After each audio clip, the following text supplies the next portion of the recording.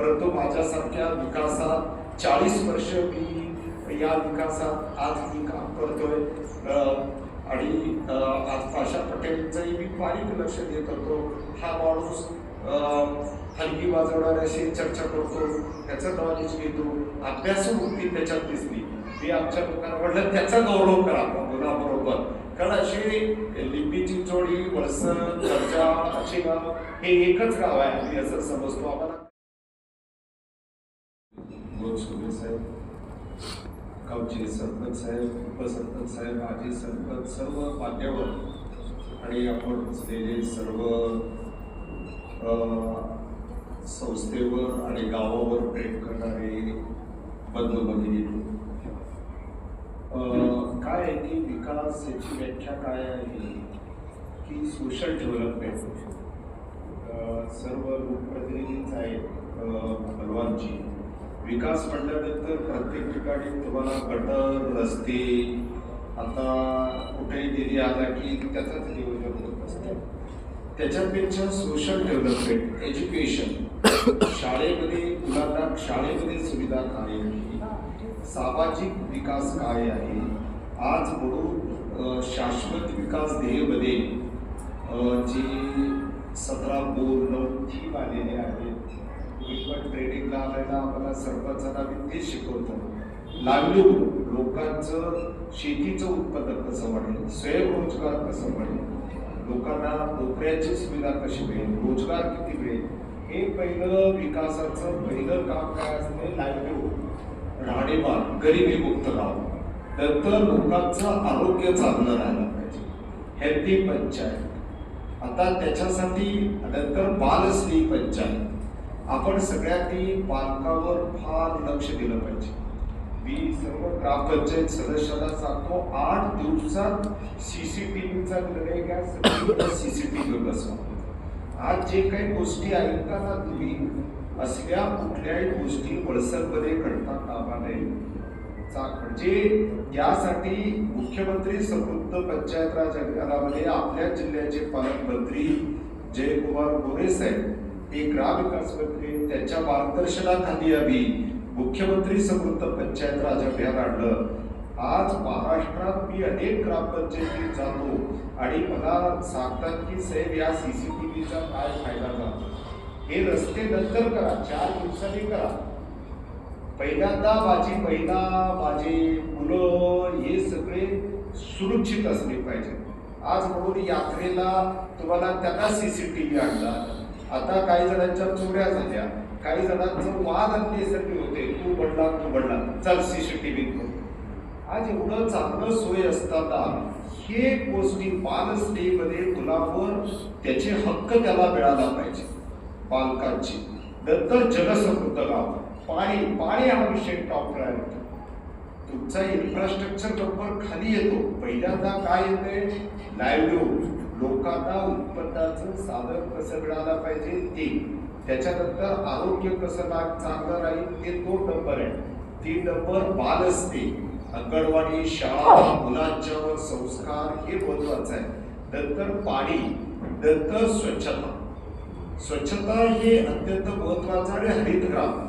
आज खरं नारायणकर तुम्हाला धन्यवाद देतो की सोलरचं काम उशीर झालेलं तरी बसोपर शेट्टी म्हणला माझं सोलरचं झाला, आज 11 युनिट काहीतरी त्याचे झाले म्हणलं त्यांनी सांगितले.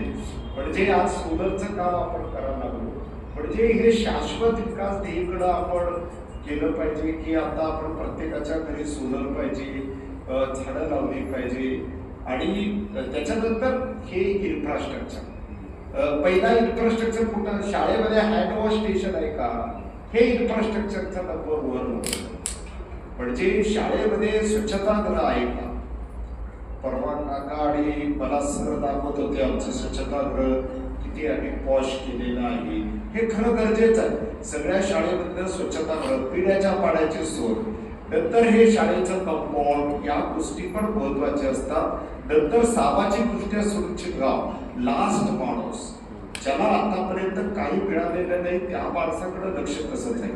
विधवा आहे, परित्यक्ते आहे, SC आहे, ST आहे, दिव्यांग आहे, त्याच्याकडे लक्ष कसं दिलं पाहिजे.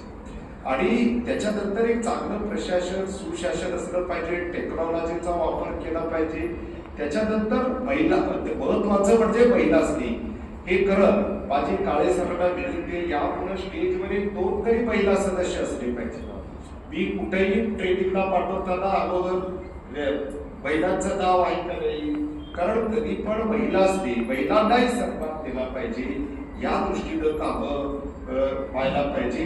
हे विकासाचं आहे. आजचा कार्यक्रम म्हणजे मुलांना मला नेहमी वाटतं की वळसंगमधली मुलं ही स्पर्धात्मक परीक्षेच्या आता हिपळी सारख्या लहान गावातलं आज त्या ठिकाणी एक मुलगी स्पर्धात्मक परीक्षेत टॉपर येते.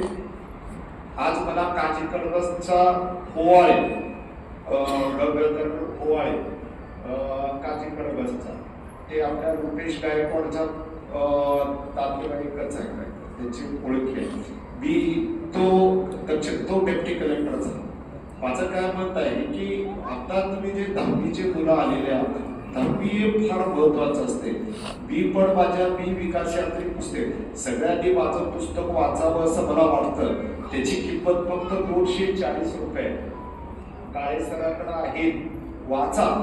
त्याच्यामध्ये मी सगळं दिलेलं आहे. आपल्या पालकांनी तरी वाचावं, कार्यकर्त्यांनी वाचावं म्हणून मी गोदवारे सरांना आणि पाशा पटेलला माझ्यातर्फे मी दिलं. मी सगळ्यांना मोफत नाही देऊ शकत, मी पण विकत आणावं लागते मला पुस्तक. म्हणजे मी पण विकत आणतो. आता मी माझ्या खिशातनं पैशातनं दिलं, परंतु विकत पुस्तक घ्यायला पाहिजे. आणि आम्ही आमच्याकडे इथं लायब्ररी, इथे एक ओपन लायब्ररीची कल्पना आहे. कोणी यावं पुस्तक वाचावं, एक घेऊन गेलं तरी चालते. त्याच्यात इतर सगळे पुस्तकं स्पर्धात्मक परीक्षेचे पुस्तकं पण मी आज काही आणून दिले. आज मी जो पुस्तकं आज 50 पुस्तकं तरी आणले, ते सगळे पुस्तकं ते वाचावे. आणि हे आता जे आज आपण सत्कार करणार आहोत, खडके सर, माझी कल्पना काय आहे की तुमच्या शाळेमध्ये एक स्पर्धात्मक परीक्षा युनिट तयार करा. आम्ही त्याला मार्गदर्शन करतो आणि त्याच्यामध्ये सगळे उर्दूची मुलं घेऊ, ही मुलं घेऊ, त्याच्यात एक टेस्ट घेऊ, साधन स्पर्धा परीक्षा. त्याच्यात जे पास होतात त्यांना आतापासूनच ट्रेनिंग देऊ, म्हणजे ही मुलं पुढे जाता येईल. ते उर्दू स्कूल पर ध्यान रखो. कल मैं बात कर रहा था, मी सगळ्यांबरोबर सांगणार होतो आपल्या मुलांना पुढच्या वेळी चांगले मार्क, पुढच्या वेळी 90-85 कसे मार्क पडता येईल हे पाहिलं पाहिजे. हे सगळ्या सदस्यांनी हे की माझ्या वाहनातले मुलं कसे पुढे येतील. कोण मुलगा हुशार आहे त्याला काय मदत करायला पाहिजे, काही अडचण आलं तर माझ्याकडे या, आपण मदत करू.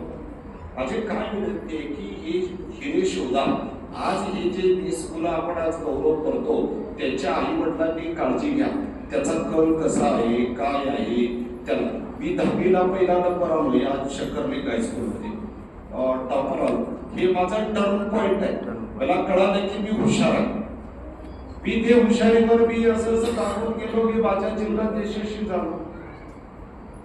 म्हणजे मला म्हणून हा सत्कार आहे. मी काका धन्यवाद. त्यांनी म्हणले की काळेसर म्हणतो ते नंतर करू.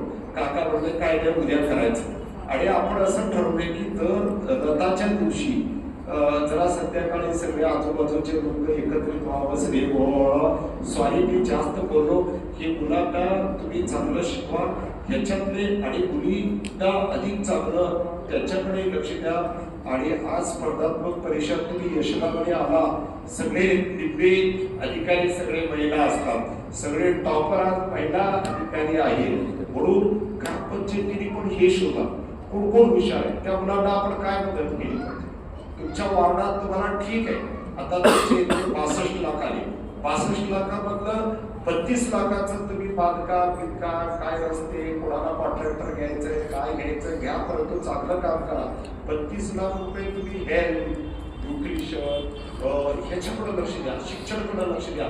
काही मुलांना काही मदत करता येईल का असं मला वाटतं. शेवटी तुम्ही लोकप्रतिनिधी आहात, निवडून आलेला गोदवारे साहेब, त्यांच्या निधीतनं काय करायचं तो त्यांचा अधिकार आहे. परंतु माझ्यासारख्या विकासात 40 वर्ष मी या विकासात आज मी काम करतोय. आणि आज पाशा पटेलचंही मी बारीक लक्ष देत होतो. हा माणूस हलकी वाजवणाऱ्याशी चर्चा करतो, त्याचं नॉलेज घेतो, अभ्यासू वृत्ती त्याच्यात दिसली. मी आमच्या लोकांना म्हटलं त्याचा गौरव करा मुलाबरोबर, कारण अशी लिंबीची जोडी, वळसर, दर्जा, आशेगाव हे एकच गाव आहे आम्ही असं समजतो. आम्हाला कधी वाटलं नाही की तीर, बिंदूर हे वळसरचाच भाग आहे. पंचकृषी वळसरवर आहे. सुर्वे साहेब, तुम्ही आमचं सभागृह जेवढा तुम्ही कार्यशाळा लावली, काय लावली, आम्ही बदलतो. फक्त विकासाचं काम व्हावं एवढंच दृष्टिकोन आहे.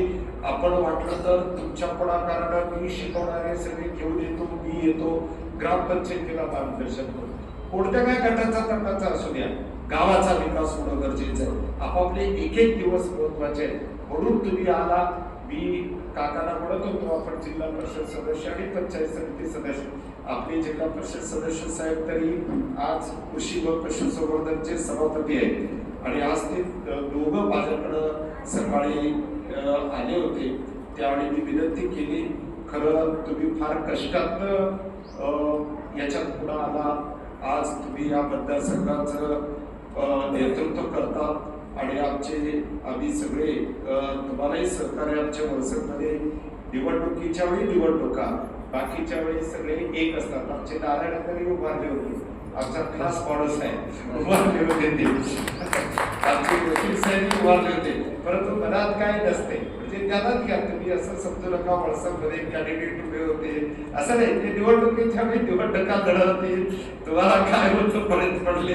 आणि माझं असं मत आहे की वळसर गाव एक चांगलं गाव आहे आणि या गावाला एक इतिहास आहे. राष्ट्रपिता महात्मा गांधीजींचं गाव आहे आणि भारतरत्न डॉक्टर बाबासाहेब आंबेडकर साहेबांच्या पुरुषांनी आम्हाला अभिमान आहे. मी माझ्या पुस्तकात सगळं उल्लेख केलेला आहे की वळसर बद्दल. आमचे कोंडले साहेबांपासून सगळे, एक इथं हुतात्माचं गाव आहे, अटकचे आजोबांचं गाव आहे. हे सगळे लोक चांगल्या पद्धतीने आमची यात्रा सुद्धा सर्व जाती धर्माचे लोक मिळून काम करतात. एक चांगल्या विचाराचं, परंतु मध्ये मध्ये राजकारण असते, जरा जास्त करतात, कमी करतात. फक्त त्यांना जरा सांगत जायचं, परत रोडवर आणून गाडी पुढे न्यायची, एवढंच काम तुमच्या आमच्या सारख्याला करावं लागते. सर्व पत्रकार मित्र आहेत, स्वामीजी असतील, आपले वाघमारे जे असतील, सगळेजण काम करतात. माझं सगळ्यावर लक्ष असते. जिथं ज्यांनी काय काम करायचं ते बरोबर करत असतात, कंट्रोल ठेवत असतात, ते गरजेचं आहे. सुशासन हे फार महत्वाचं आहे. आपल्या सगळ्यांना शुभेच्छा देतोय आणि थांबतोय. जय हिंद, जय भारत.